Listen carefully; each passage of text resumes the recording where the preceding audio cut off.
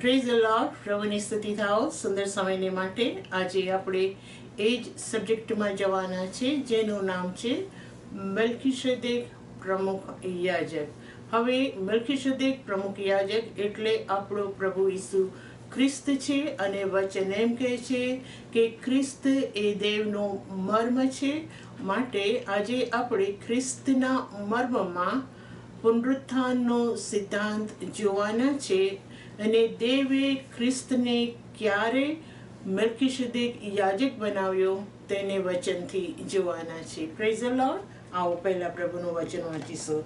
હેબ્રીયોનો પત્ર તેનો 7મો અધ્યાય અને 1 થી 3 કલમ. આ મેલ્કીસેદેક શાલોમનો રાજા ને પરાત્પર દેવનો યાજક હતો.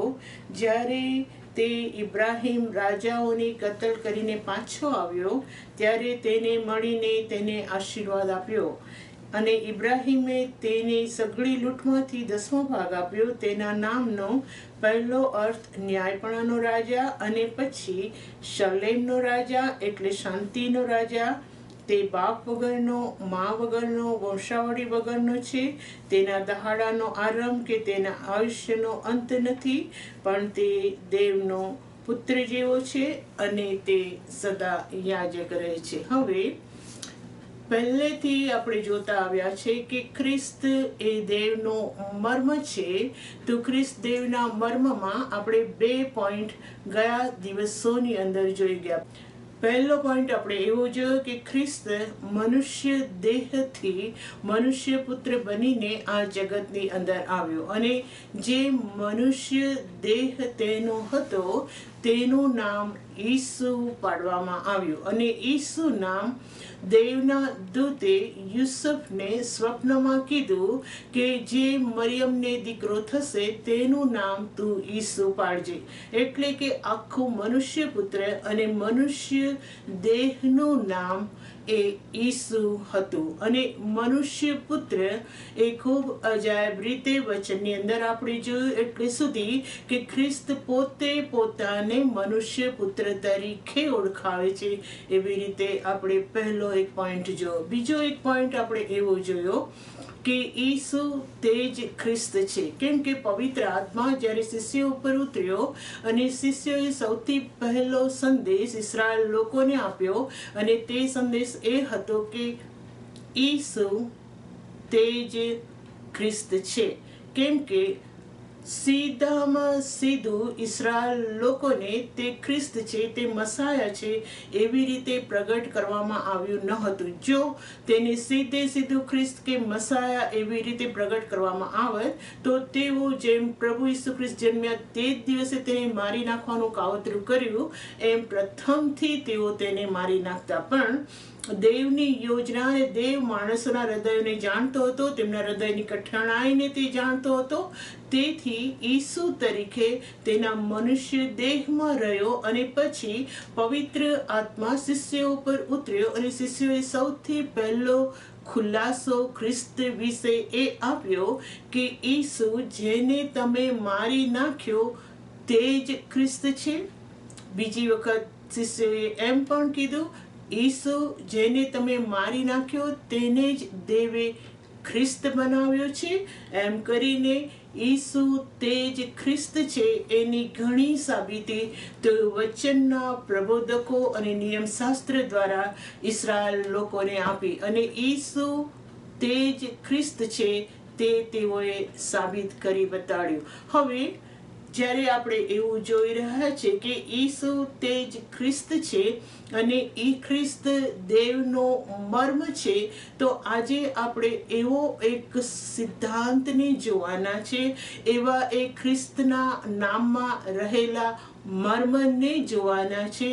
જે મર્મ એવો છે કે કયા સમયમાં ખ્રિસ્તને દેવે મેલ્કીસેદેક યાજક બનાવ્યો. હવે ખ્રિસ્ત એટલે શું? સૌ પ્રથમ તો ખ્રિસ્ત એટલે શું? નવો કરાર ગ્રીક ભાષામાં લખવામાં આવે છે. તો ગ્રીક ભાષામાં ખ્રિસ્તને ક્રિસ્તોસ લખવામાં આવે છે. ક્રિસ્તોસ એટલે કે અનોઇન્ટેડ વન.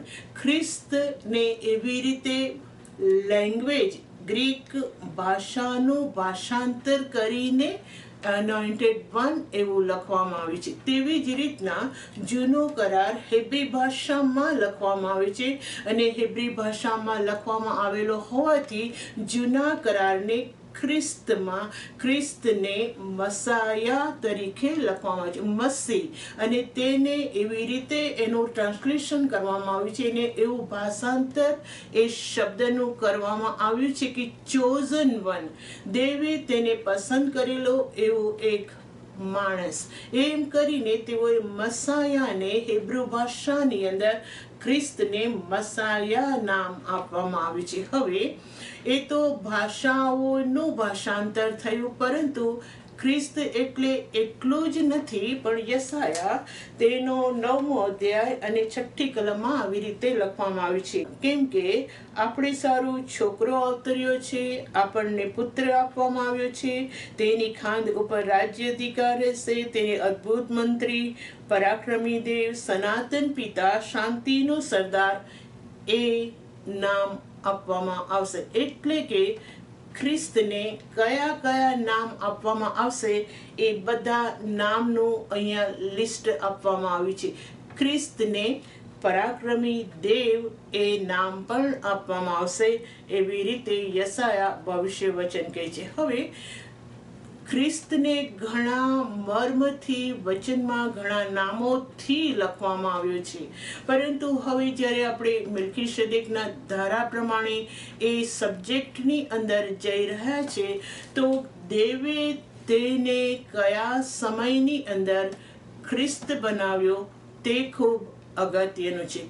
તો એના માટે ક્યારે દેવે તેને ખ્રિસ્ત બનાવ્યો એના વિશે આપણે જોઈએ તો હિબ્રીઓનું પત્ર તેનો 5મો અધ્યાય અને તેની 8મી કલમ વાંચીશું.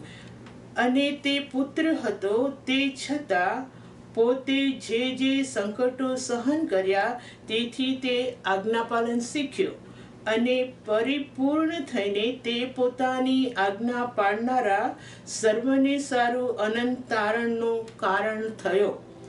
તેને મેલ્કીસેદેકના ધારા પ્રમાણે દેવે પ્રમુખ યાજકનું નામ આપ્યું. કોઈક એવો સમય અહીંયા લખવામાં આવ્યો છે કે જે સમયે દેવે ખ્રિસ્તને પ્રમુખ યાજકનું નામ મેલ્કીસેદેકના પ્રમાણે આપ્યું. તેથી કરીને સમય ખૂબ ઇમ્પોર્ટન્ટ છે કે કયા સમયમાં તેને મેલ્કીસેદેક યાજક એવું અધિકાર આપવામાં આવ્યો, અથવા તો કયા સમયમાં તેને મેલ્કીસેદેક પ્રમુખ યાજક બનાવવામાં આવ્યો.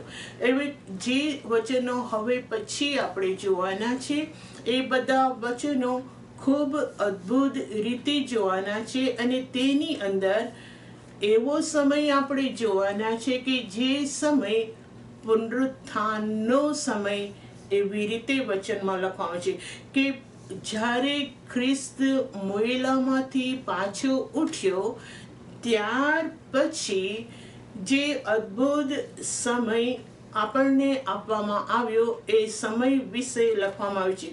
ખ્રિસ્ત મોયેલામાંથી પાછો ઉઠ્યા પછી ખ્રિસ્તને મેલ્કીસેદેક યાજક બનાવવામાં આવ્યો.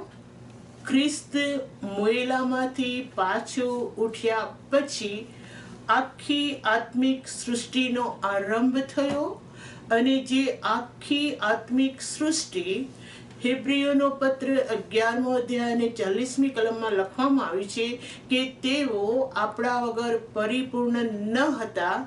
એ અર્થમાં આખી આત્મિક સૃષ્ટિ હજી સંપૂર્ણ થઈ ન હતી, પરંતુ તે ત્યારે જ સંપૂર્ણ થઈ જે વખતે ખ્રિસ્ત મોયેલામાંથી પુનરુત્થાન પામ્યો. કેમ કે પુનરુત્થાન પામવાનું પરાક્રમ અથવા તો પુનરુત્થાનનું સામર્થ્ય એટલું બધું અગમ્ય હતું, અને એટલું બધું અગમ્ય છે કે આખી આત્મિક સૃષ્ટિ એડન ગાર્ડનના જેમ સજીવન થઈ ગઈ. આખી આત્મિક સૃષ્ટિને પરિપૂર્ણતા થાય એવો સમય આપવામાં આવ્યો. એનો મતલબ છે પુનરુત્થાન શબ્દ વચનમાં ખૂબ અગમ્ય રીતે લખવામાં આવે છે. અને પુનરુત્થાન કોઈનું થયું નથી. પુનરુત્થાન કેવળ પ્રભુ ઈસુ ખ્રિસ્ત એકલાનું જ થયું છે. અને પુનરુત્થાન દ્વારા તેણે આખી આત્મિક સૃષ્ટિનો આરંભ કર્યો. તેથી કરીને આપણે પહેલા વાંચીશું કે આખી સૃષ્ટિનો આરંભ પુનરુત્થાન થયા પછી કરવામાં આવ્યો છે. એ અર્થમાં આપણે વાંચીશું. કોલોસી તેનો 1 અધ્યાય અને તેની 18મી કલમ. કોલોસી 1 અધ્યાય 18મી કલમમાં એવી રીતે લખવામાં આવ્યું છે કે ઈસુ શરીરનું અથવા તો મંડળીનું શિર છે. તે આરંભ, કોઈક આરંભ શબ્દ વચનમાં લખવામાં આવે છે તો આરંભ શબ્દનો ખુલાસો આપતા પાઉલ આ પ્રમાણે કહે છે, આરંભ શબ્દ એટલા માટે લખવામાં આવે છે અથવા તો ત્યારથી શરૂઆત થઈ છે, એટલે કે આરંભ એટલે મોયેલામાંથી પ્રથમ ઉઠેલો, અને જેથી તે સગડામાં શ્રેષ્ઠ થાય. બીજા અર્થમાં આખી આત્મિક સૃષ્ટિનો આરંભ તે મોયેલામાંથી પાછો ઉઠ્યા પછી થયો, એવી રીતે લખવામાં આવે છે. એની એ જ બાબત 1 કોરિન્થી તેનો 15મા અધ્યાયની અંદર લખવામાં આવે છે. 1 કોરિન્થી તેનો 15મો અધ્યાય અને 10મી કલમ. પણ ખ્રિસ્ત તો મોયેલામાંથી ઉઠ્યો છે, અને તે ઊંઘી ગયેલાઓનું પ્રથમ ફળ થયો છે. જેમ પહેલો આદમ દેવે બનાવ્યો, એ આદમ માણસ હતો, અને પહેલા આદમ માણસથી આખી પૃથ્વીની શરૂઆત થઈ, તેવી જ રીતના બીજો આદમ પ્રભુ ઈસુ ખ્રિસ્ત જીવન આપનાર આત્મા, તેની શરૂઆત મોયેલામાંથી પાછો ઉઠીને પુનરુત્થાન દ્વારા આખી આત્મિક સૃષ્ટિની શરૂઆત થઈ, એવી દ્રઢ રીતે વચનમાં લખવામાં આવી છે. આખી આત્મિક સૃષ્ટિની શરૂઆત મોયેલામાંથી પાછો ઉઠ્યા પછી કરવામાં આવી, એવી રીતે લખવામાં આવી છે. તેથી વચનમાં ખ્રિસ્તનું વધસ્તંભ પર જોડાવું, ખ્રિસ્તનું મરણ પામવું અને ખ્રિસ્તનું પાછા ઉઠવું એ ખૂબ જ અગત્ય રીતે વચનની અંદર લખવામાં આવી છે. 1 કોરિન્થી તેનો 15મો અધ્યાય અને હું એની 3જી કલમ વાંચું છું, જ્યાં પાઉલ કઈ રીતના લખી રહ્યો છે એને આપણે જોઈશું. કેમ કે મને જે પ્રાપ્ત થયું તે મેં પ્રથમ તમને કહી સંભળાવ્યું કે ધર્મશાસ્ત્ર પ્રમાણે ખ્રિસ્ત આપણા પાપને સારું મરણ પામ્યો. હવે આખી આત્મિક સૃષ્ટિની શરૂઆત કરતા પાઉલ એવું લખી રહ્યો છે કે મને જે મળ્યું, દેવે મને જે મર્મ બતાડ્યો, દેવે જે મને પ્રગટ કર્યું ખ્રિસ્ત વિશે, તે આ પ્રમાણે હતું કે ધર્મશાસ્ત્ર પ્રમાણે, એટલે કે જે વચનો પ્રબોધકોના પુસ્તકમાં લખવામાં આવ્યા છે તેના પ્રમાણમાં ખ્રિસ્ત મૃત્યુ પામ્યો, અને ધર્મશાસ્ત્ર પ્રમાણે આપણા પાપને સારું મર્યો. અને ચોથી કલમ, અને ધર્મશાસ્ત્ર પ્રમાણે તેને દાટવામાં આવ્યો.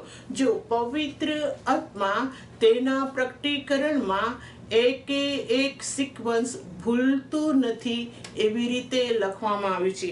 પહેલા એવું લખવામાં આવ્યું છે કે આપણા પાપને સારું તે મરણ પામ્યો, અને પછી ધર્મશાસ્ત્રના વચનમાં લખ્યા પ્રમાણે તેને દાટવામાં આવ્યો, અને ત્રીજે દિવસે તેનું પુનરુત્થાન થયું, કેફાને તેનું દર્શન થયું, પછી 12ને થયું, અને ત્યાર પછી એક જ વેળાએ 500 અને તેથી અધિકને ખ્રિસ્ત મોયેલામાંથી ઉઠ્યો, પુનરુત્થાન થયો, એનું દર્શન આપવામાં આવ્યું.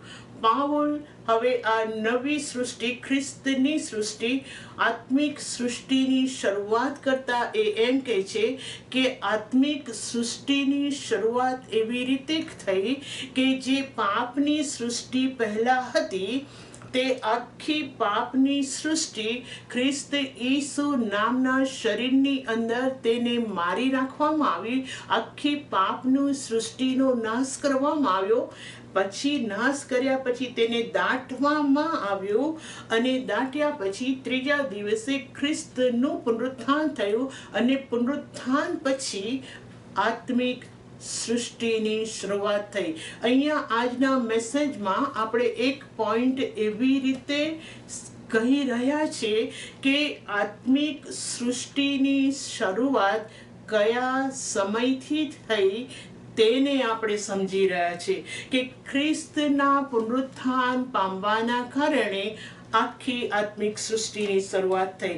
અને આની આ બાબત ઘણી વખત વચનની અંદર લખવામાં આવી છે, પણ હવે આપણે પ્રકટીકરણની અંદર આવીશું જ્યાં ખ્રિસ્ત પોતાના વિશે શું સાક્ષી આપે છે તે લખવામાં આવ્યું છે. પ્રકટીકરણ તેનો 1 અધ્યાય અને તેની 18મી કલમ. હું જીવંત છું, હું મૂવો પણ હતો, અને જુઓ સદાકાળ જીવતો છું. મરણ તથા હાડેસની કૂચીઓ મારી પાસે છે. આ કોની સાક્ષી લખેલી છે? ખ્રિસ્ત પોતાની સાક્ષી પોતે આપી રહ્યો છે અને તે આ પ્રમાણે કહે છે, હું મૂવો, પહેલામાં પહેલા કહે છે હું જીવતો છું. હું જીવતો છું, પરંતુ આગળ વધીને તે એમ કહે છે કે હું મૂવો હતો અને મૂવો પણ હતો, અને જુઓ હું સદાકાળ જીવતો છું. એટલે કે મેં મરણને એવી રીતે હરાવ્યું છે કે અરે મરણ તારો જય ક્યાં, એવી ખરાબ રીતના મેં મરણનો નાશ કર્યો છે. એવી રીતના ખ્રિસ્ત પોતાનું સાબિતી, પોતાની સાક્ષી પ્રકટીકરણની અંદર આપી રહ્યો છે. એટલે કે હવે આપણે જ્યારે નવા કરારના સંતાનો છીએ તો 2 પ્રકારની સૃષ્ટિને વચનની અંદર એટલી અગમ્ય રીતે લખવામાં આવી છે. અને એક સૃષ્ટિને એવી રીતે લખવામાં આવી છે કે એક પહેલો આદમ હતો અને આદમે પાપ કર્યું, પાપના કારણે મરણે રાજ કર્યું, અને પછી એ આખી એવી સૃષ્ટિ, માણસ નામની પાપની મરણની સૃષ્ટિ, એનો નાશ કરવા માટે ખ્રિસ્ત આવ્યો અને ખ્રિસ્ત આપણા પાપને લીધે મૃત્યુ પામ્યો અને તેણે મરણને એવી રીતે હરાવ્યું કે તે જીવતો થયો અને પુનરુત્થાન પામ્યો. હવે તે પુનરુત્થાન પામ્યો ત્યાર પછી જેઓએ તેના ઉપર વિશ્વાસ કર્યો તેઓ દરેકને એ પુનરુત્થાનના સામર્થ્ય દ્વારા એ નવી સૃષ્ટિની અંદર તેઓને જન્મ આપવામાં આવ્યો, એવી રીતે લખવામાં આવ્યું છે. તેથી જ કરીને હવે ખ્રિસ્ત ઈસુ પુનરુત્થાન પામ્યો અને પુનરુત્થાન પામ્યા પછી જે નવી સૃષ્ટિ ઉત્પન્ન કરવામાં આવી તે સૃષ્ટિની શરૂઆતમાં આ પ્રમાણે લખે છે. એફેસી તેનો 2 અધ્યાય અને તેની 5મી કલમ આપણા માટે લખે છે, આપણે સર્વ પાપોમાં મોયેલા હતા ત્યારે તેણે ખ્રિસ્તની સાથે આપણને સજીવન કર્યા, અને કૃપાથી તમે તારણ પામેલા છો તેની સાથે ઉઠાડ્યા, અને ઈસુ ખ્રિસ્ત દ્વારા સ્વર્ગીય સ્થાનોમાં બેસાડ્યા. હવે આ પુનરુત્થાનનું સામર્થ્ય એવું હતું કે જે સામર્થ્ય દ્વારા જેઓએ તેના ઉપર વિશ્વાસ રાખ્યો તેઓને પુનરુત્થાનના સામર્થ્ય દ્વારા સ્વર્ગીય સ્થાનોની અંદર જવા માટે, સ્વર્ગીય સ્થાનોની અંદર બેસવા માટે તેઓને અધિકાર આપવામાં આવ્યો પુનરુત્થાનના સામર્થ્ય દ્વારા. અને તેથી જ કરીને 1 પીતર તેનો 3 અધ્યાય અને 21મી કલમમાં પુનરુત્થાનના સામર્થ્ય પછી આખી આત્મિક સૃષ્ટિની શરૂઆત થઈ છે એ અર્થની અંદર આપણે 1 પીતર 3 અધ્યાય અને 21મી કલમ વાંચી રહ્યા છે.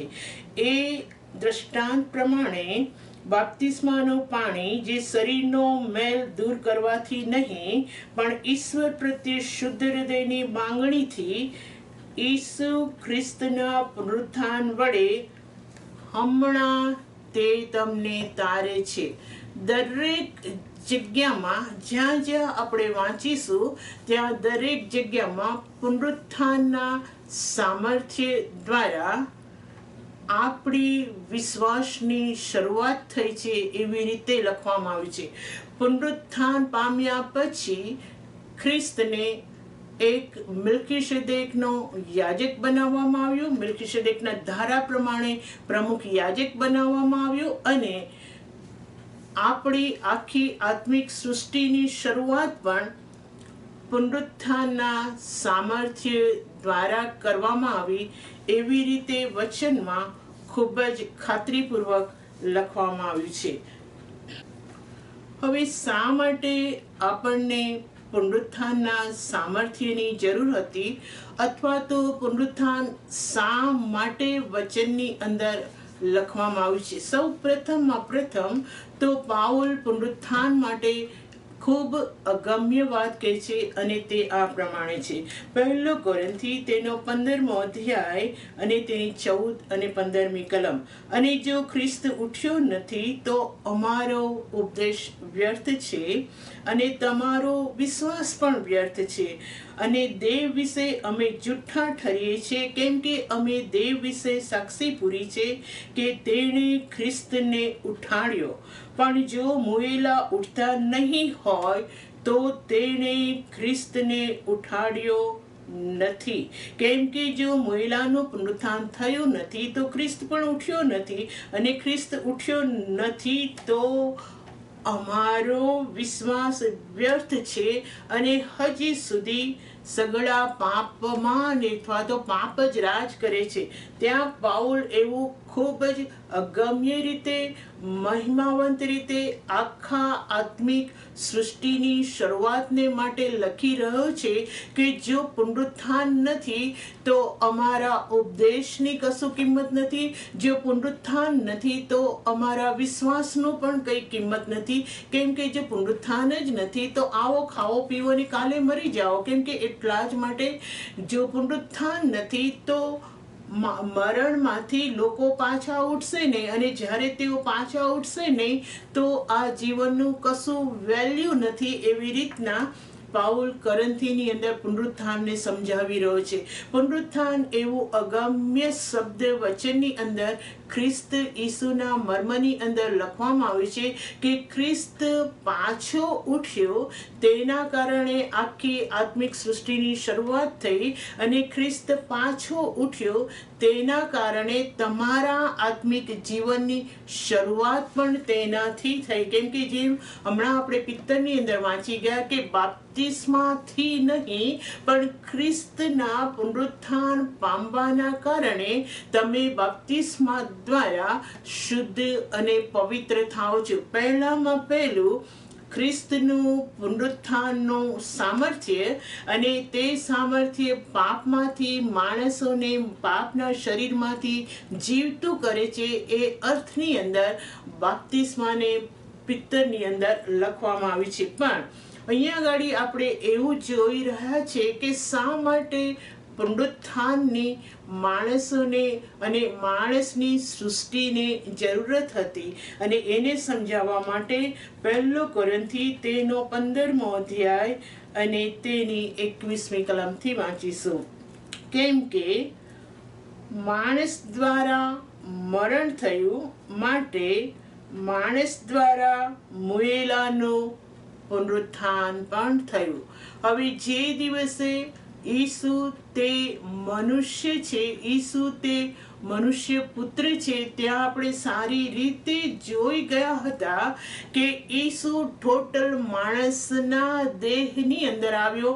બીજા અર્થમાં જેવો પહેલો આદમ હતો એવી જ રીતના ખ્રિસ્ત બીજો આદમ થઈને આવ્યો અને પછી પહેલો આદમ અને બીજો આદમ બંનેની સૃષ્ટિને સમજાવવા માટે પાઉલ એમ કહે છે શા માટે પુનરુત્થાનની જરૂર હતી?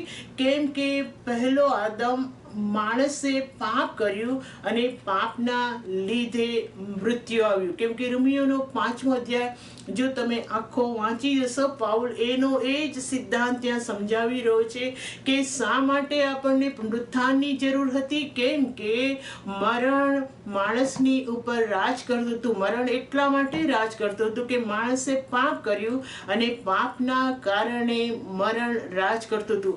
આખો આ મરણનો નાશ કરવા માટે એક એવા માણસના શરીરની જરૂર હતી. એક એવો એક્ઝેક્ટલી માણસ જની જરૂર હતી કે જે માણસ દ્વારા મૃત્યુને હરાવવામાં આવે. તેથી જ કરીને હેબ્રીયોનો પત્ર તેનો 2 અધ્યાય અને તેની 13મી કલમથી હું વાંચું છું. વળી હું તેના પર ભરોસો રાખીશ અને જુઓ, હું તથા જે છોકરા દેવે મને આપ્યા છે તેઓ.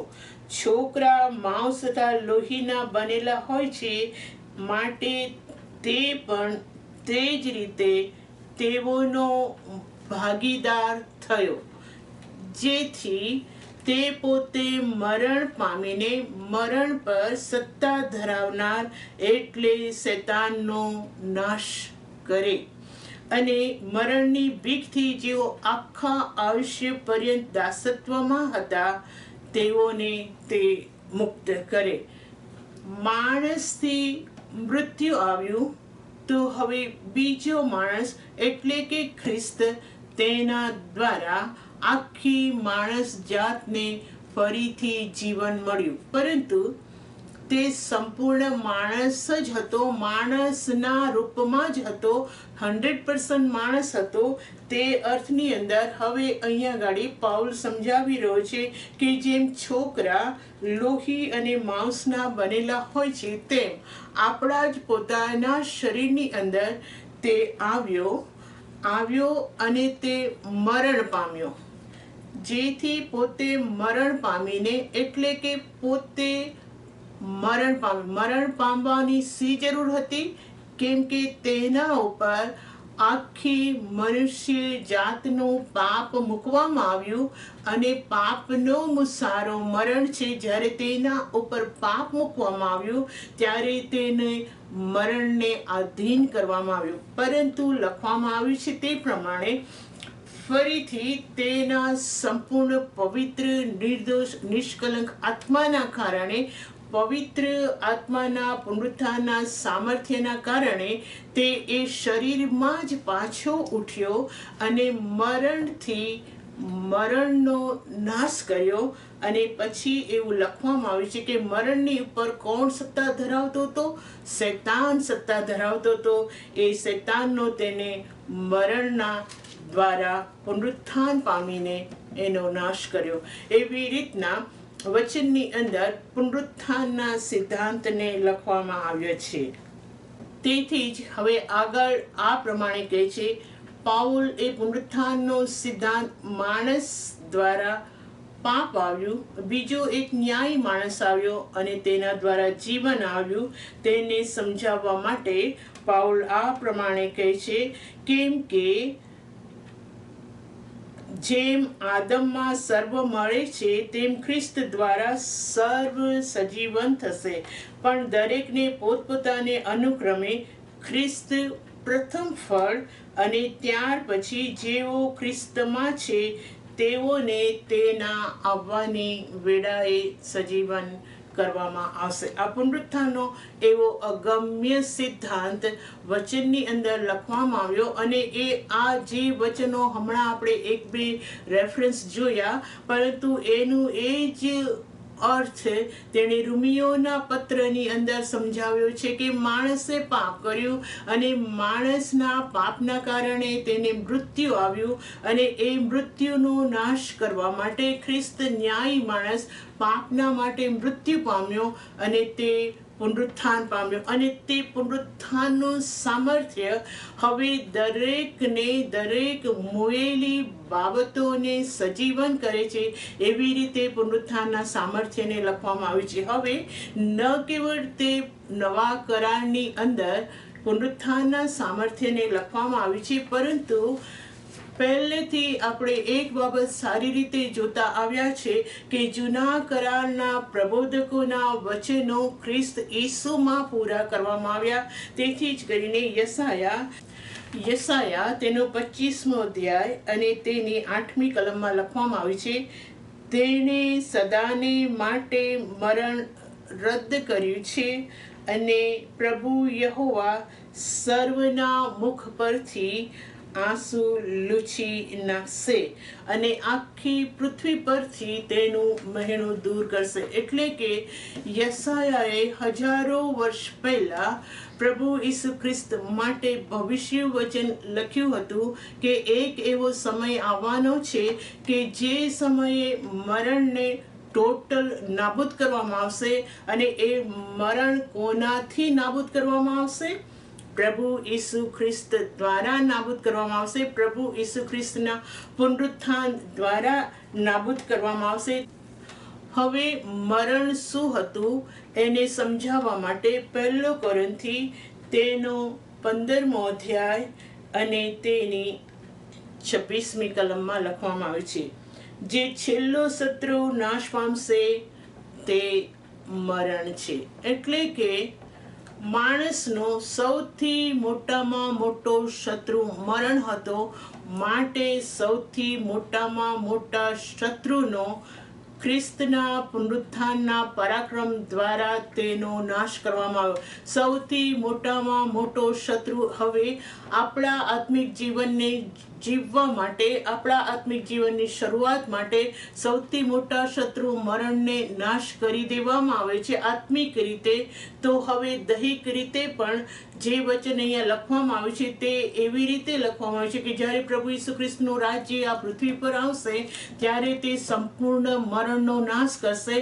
પણ જ્યાં સુધી ખ્રિસ્તનું રાજ્ય નહીં આવે ત્યાં સુધી હજુ સુધી મરણ રાજ કરે છે એવી રીતે લખવામાં આવ્યું છે. પણ આપણ જેઓ ખ્રિસ્ત ઉપર વિશ્વાસ કરનારાઓ છે તેઓના માટે જે મરણ ખ્રિસ્તને મારી નાખી શક્યું નહીં તેવી જ રીતના આપણને પણ પુનરુત્થાનનું એવું સામર્થ્ય આપવામાં આવ્યું છે કે આપણા શરીરો સુદ્ધા તે આપણને મારી નાખનાર નથી. કેમ કે પ્રભુના રણસિંગડું વાગતા આપણે મરણમાંથી પાછા ઉઠીશું અને આ શરીરોનું ખ્રિસ્તના મહિમા પ્રમાણે રૂપાંતર થશે એવી રીતે વચનની અંદર લખવામાં આવ્યું છે. પણ ટૂંકમાં અહીંયા આગળ કહેવાનો મતલબ એવું છે કે ખ્રિસ્તનું પરાક્રમ, પુનરુત્થાનનું પરાક્રમ એવા અજાયબ રીતે વચનની અંદર લખવામાં આવ્યું છે. હવે ખ્રિસ્તનું પુનરુત્થાનનું પરાક્રમ એવું આપણે જ્યારે કહી રહ્યા છે ત્યારે એનો મતલબ એટલો જ નથી કે ખ્રિસ્ત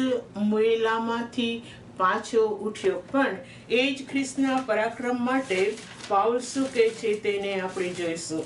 ફિલિપી તેનો 3જો અધ્યાય અને તેની 10મી કલમ, ત્યાં આવું લખવામાં આવે છે, એ માટે હું તેને તથા તેના પુનરુત્થાનના સામર્થ્યને તથા તેના દુઃખોના ભાગ્યાપણાને જાણું, એટલે તેના મરણને અનુરૂપ થાઉં અને કોઈ પણ રીતે હું મોયેલાના પુનરુત્થાનને પહોંચું. એમ કહેતા પાઉલ હવે પુનરુત્થાનને એવી રીતે સમજાવી રહ્યો છે કે હું પુનરુત્થાનનું સામર્થ્ય રોજ અને રોજ સમજવા માંગુ છું. હું પુનરુત્થાનનું સામર્થ્ય રોજ અને રોજ જાણવા માંગુ છું. એટલા માટે કે જે મરણ પામેલી અવસ્થાઓ છે મારા જીવનની અંદર, એટલા માટે કે જે મરી ગયેલી અવસ્થાઓ છે તે બધી સજીવન થાય એવી ઈચ્છા રાખીને હું પુનરુત્થાનના સામર્થ્યને પૂરેપૂરું પામી શકું માટે હું રોજ પુનરુત્થાનના સામર્થ્યને શોધું છું. પુનરુત્થાનનું સામર્થ્ય એટલે શું તેને હું જાણવા પ્રયત્ન કરું છું. બીજા અર્થમાં કહીએ તો હવે ખ્રિસ્ત ઈસુમાં જ્યારે આપણને પુનરુત્થાનનું સામર્થ્ય આપવામાં આવ્યું છે, એનો મતલબ એવો પણ છે કે હવે કોઈ પણ રીતના આપણી અંદર કોઈ પણ મરણકારક વાતો અથવા તો મરણકારક બાબતો રહે નહીં. કેમ કે ખ્રિસ્તનું પુનરુત્થાનનું સામર્થ્ય એટલા માટે આપણને આપવામાં આવ્યું છે કે આપણી મરી ગયેલી બાબતો, આપણી હતાશા થયેલી બાબતો, આપણી નિરાશા થયેલી બાબતો ખ્રિસ્ત ઈસુમાં સજીવન કરવામાં આવે. એટલા જ માટે યશાયા 35 ની અંદર જો તમે જોશો કે ખ્રિસ્તનું રાજ્ય કેવું હશે, ત્યાં એવું લખવામાં આવ્યું છે, અરણ્ય એડન ગાર્ડનના જેમ ફરીથી પ્રફુલ્લિત થશે.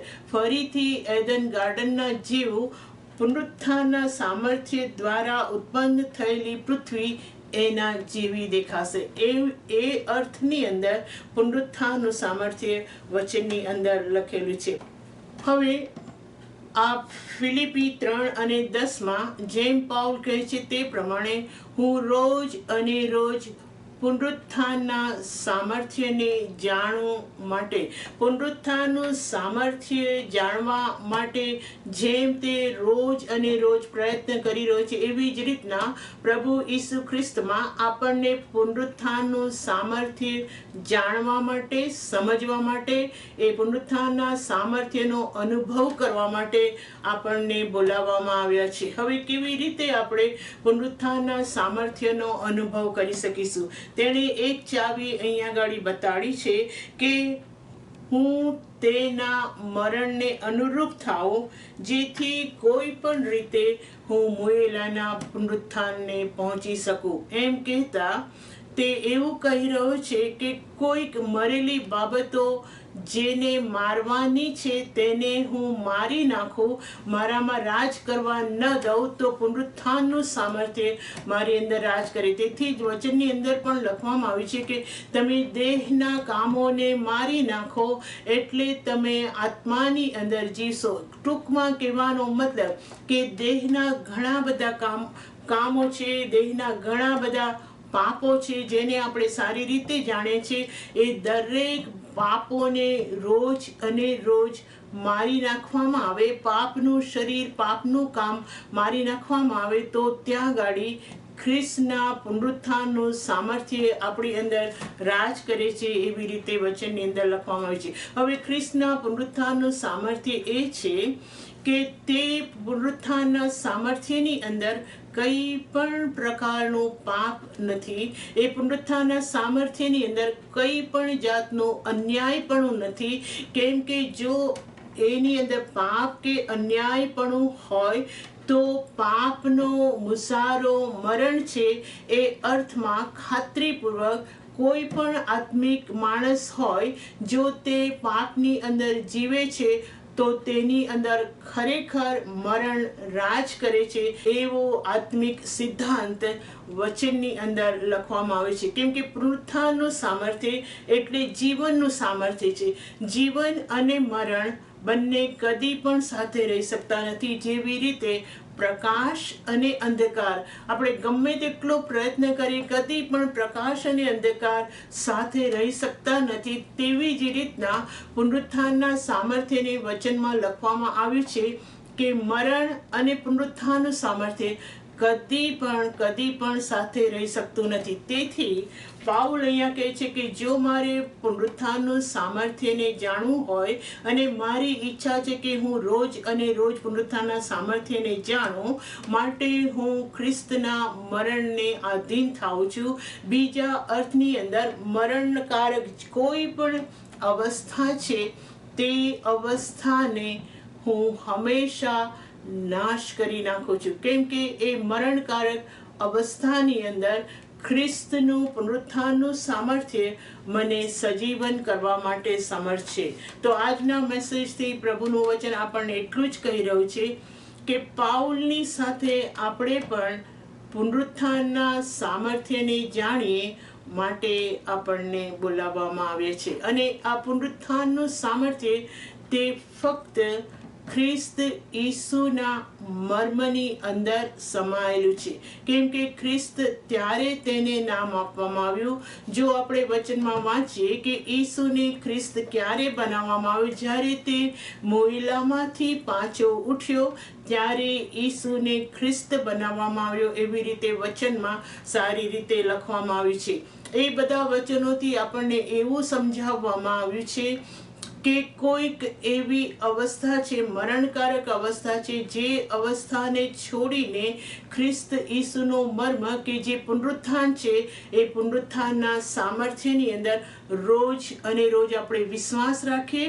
અને જ્યારે પુનરુત્થાનના સામર્થ્ય પર આપણે વિશ્વાસ રાખીએ છીએ તો વિશ્વાસ દ્વારા પુનરુત્થાનના સામર્થ્યથી મરેલી હરેક અવસ્થાઓને આપણે સજીવન કરી શકીએ છીએ. બીજા અર્થમાં કહીએ તો હરેક પ્રાર્થનાઓનો જવાબ આપણે ખ્રિસ્તના પુનરુત્થાનના સામર્થ્ય દ્વારા મેળવી શકીએ છીએ. કેમ કે હમણાં એફેસી 2:6 કલમની અંદર આપણે જોયું કે જો આપણને ખ્રિસ્તની સાથે ઉઠાડવામાં આવ્યા છે તો તે ઉઠાડ્યાના પુનરુત્થાનના સામર્થ્ય દ્વારા આપણને સ્વર્ગીય સ્થાનોની અંદર બેસાડવામાં આવ્યા છે. ફરી એકવાર આપણે પોતાના જીવનોને બરાબર તપાસીને જોઈશું કે પુનરુત્થાનનું સામર્થ્ય હંમેશા આપણામાં રહે માટે કોઈ મરેલી અવસ્થાઓ આપણી અંદર ન હોવી જોઈએ. કેમ કે પુનરુત્થાનનું સામર્થ્ય અને મરણનું સામર્થ્ય બેવ સાથે રહી શકતું નથી. ખ્રિસ્ત પોતાના એવા મહિમા અને પરાક્રમના સામર્થ્યથી ઊભો થયો અને પુનરુત્થાનનું સામર્થ્યથી તેણે આપણને બોલાવ્યા. અને પુનરુત્થાનનું સામર્થ્ય એવું છે કે તે આપણા દરેક શત્રુઓને આપણા પગની નીચે રાખે છે. કેમ કે લખવામાં આવ્યું છે કે બધા શત્રુઓનો નાશ કરીને છેલ્લામાં છેલ્લો શત્રુ મૃત્યુ હતો તેનો પણ તેણે નાશ કર્યો. તો પુનરુત્થાનના સામર્થ્ય દ્વારા તેણે રાજસત્તાઓનો નાશ કર્યો, રાજ્ય અધિકારોનો નાશ કર્યો અને પુનરુત્થાનના સામર્થ્ય દ્વારા સર્વ જગતના અધિકારીના સગળા કામોને તેણે સંપૂર્ણ નિર્બળ બનાવી દીધા. કેમ કે લખવામાં આવ્યું છે તે પ્રમાણે કે રોમનનું સામર્થ્ય એટલું બધું તે સમયે હતું. રોમ એવું સામર્થ્ય રાષ્ટ્ર હતું, તેમ છતાં પણ તેના રાજાઓ, તેના અધિકારો સઘળાનો જેઓએ ખ્રિસ્તના શરીરની ઉપર અધિકાર કર્યો તેઓમાંના દરેકને નિર્બળ બનાવીને પ્રભુ ઈસુ ખ્રિસ્ત એના એ જ શરીરની અંદર પુનરુત્થાનના સામર્થ્ય દ્વારા પાછો ઉઠ્યો. અને તે આપણને એટલા માટે કહેવામાં આવ્યું છે કે પુનરુત્થાનનું સામર્થ્ય હરેક રાજસત્તાઓ, સર્વ અધિકારો દરેકનો નાશ કરે છે અને છેલ્લામાં છેલ્લો શત્રુ એટલે કે મરણ છે તેનો પણ તે નાશ કરે છે. તેથી કરીને રોમીયોનો પત્રમાં લખવામાં આવ્યું છે કે જો ખ્રિસ્તનો આત્મા તમારી અંદર વસતો હોય તો જે આત્માના પરાક્રમે ખ્રિસ્તને ઉઠાડવામાં આવ્યો તેનો તે જ આત્માનું પુનરુત્થાનનું પરાક્રમનું સામર્થ્ય તમારા મર્ત્ય શરીરોને સજીવન કરશે. એટલે કે એક એવું પુનરુત્થાનનું સામર્થ્ય, એક એવું પુનરુત્થાન પછીનો સમય, એક એવો પુનરુત્થાન પામ્યા પછીનું પુનરુત્થાનનું રાજ્ય આપણને પ્રગટ કરવામાં આવ્યું છે કે તે પુનરુત્થાનનું સામર્થ્ય ફક્ત એક દિવસને માટે નથી, પણ એ પુનરુત્થાનનું સામર્થ્ય રોજ અને રોજ આપણે જાણવા માટે પુનરુત્થાનનું સામર્થ્ય લખવામાં આવ્યું છે. કેમ કે જ્યારે તમે પુનરુત્થાનના સામર્થ્યને જાણશો ત્યારે તમારી હરેક મરણકારક અવસ્થાઓ, હતાશા અને નિરાશાની અવસ્થાઓને તમે પ્રફુલ્લિત બનાવી શકશો. એવી રીતે વચનની અંદર લખવામાં આવ્યું છે. કેમ કે પુનરુત્થાનનું સામર્થ્ય અને પુનરુત્થાનનું જીવન એક જીવનની નદીના જેવું છે. કેમ કે લખવામાં આવ્યું છે તે પ્રમાણે જ્યાં જ્યાં એ નદી ગઈ ત્યાં દરેક બાબતો સજીવન થતી ગઈ. એને પુનરુત્થાનના સામર્થ્યની અંદર લખવામાં આવ્યું છે કે જ્યાં પુનરુત્થાનના સામર્થ્યની નદી, જ્યાં પુનરુત્થાનના સામર્થ્યનું પરાક્રમ વહેતું ગયું, ત્યાં દરેક મરેલી અવસ્થાઓને તે સજીવન કરતું ગયું. તેથી કરીને દેવબાપનું એવું પુનરુત્થાનનું વચન ખ્રિસ્ત ઈસુમાં આપણને આપવામાં આવ્યું છે કે પુનરુત્થાનનું એવું સામર્થ્ય રોજ આપણે શોધવાનું છે કે જેથી કરીને પુનરુત્થાનનું સામર્થ્ય સર્વ મરણ પામેલી અવસ્થાઓને સજીવન કરે. પ્રભુ આપણા ઉપર કૃપા કરે. આવનાર દિવસોની અંદર એ પુનરુત્થાનનું સામર્થ્ય ભરપૂરીપણે આપણી અંદર કામ કરે અને પુનરુત્થાનના સામર્થ્ય દ્વારા કઈ મરેલી અવસ્થાઓ છે તે સગળી મરેલી અવસ્થાઓનો આપણે નાશ કરી શકીએ. પ્રભુ તમને ખૂબ આશીષ આપે. Praise the lord. આમેન.